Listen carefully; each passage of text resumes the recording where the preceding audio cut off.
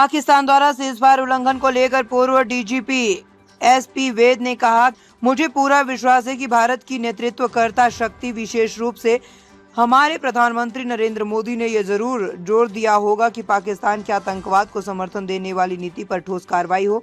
मेरा मानना है कि भारत ने अमेरिका से इस मामले में गारंटी मांगी होगी और पाकिस्तान पर दबाव बनाने को कहा होगा। मैं ये निष्कर्ष भारत के कल के बयान के आधार पर निकालता हूं, जिसमें साफ तौर पर कहा गया था कि आतंक की किसी भी कार्रवाई को युद्ध जैसी स्थिति माना जाएगा।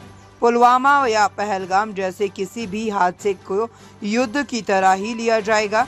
कई ऐसी बातें हैं जो आम जनता को शायद ना पता हो, लेकिन नेतृत्व को पता है, और अंतर्राष्ट्रीय कूटनीति में कई जटिल तत्वों को ध्यान में रखना होता है।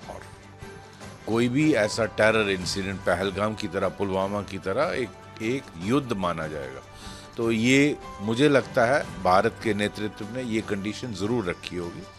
बहुत सारे फैक्ट्स हैं जो हमको मालूम नहीं होते और हमारे नेतृत्व को मालूम होते हैं, और इंटरनेशनल डिप्लोमेसी में बहुत सारी चीज़ें देखनी होती हैं। तो हमारे देश के हित में जो फैसला होगा वही प्रधानमंत्री मोदी और हमारे जो भी इसके फैसला करने वाले हैं भारत के लीडरशिप, उन्होंने लिया होगा।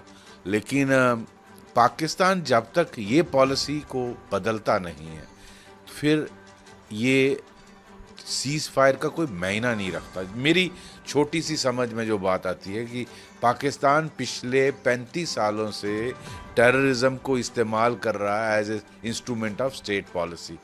अगर इस पॉलिसी को बदलता नहीं है तो कल फिर इंसिडेंट होगा, क्या फिर सीज़ फायर वायलेट होके हम अटैक करेंगे?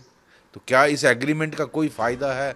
मुझे विश्वास है कि हमारे लीडरशिप ने ये बात ज़रूर अमेरिका से की होगी और अमेरिका ने पाकिस्तान से अश्योरेंस ली होगी। उसको अपने टेररिस्ट जो उसने इन्फिल्ट्रेट किए हैं उनको वापस बुलाना पड़ेगा। जो ट्रेनिंग कैंप्स हैं उनको बंद करना होगा।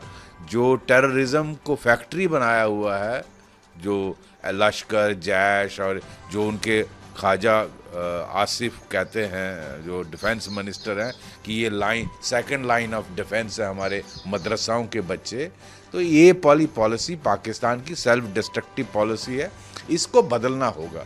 बाकी हमारी कोई नीयत नहीं है पाकिस्तान को तोड़ना। अगर वो खुद अपने वेट पे टूटे वो खुद ही टूट जाएगा। बलूचिस्तान वाले, KPK के वाले, उनको वैसे ही नहीं जीने देंगे।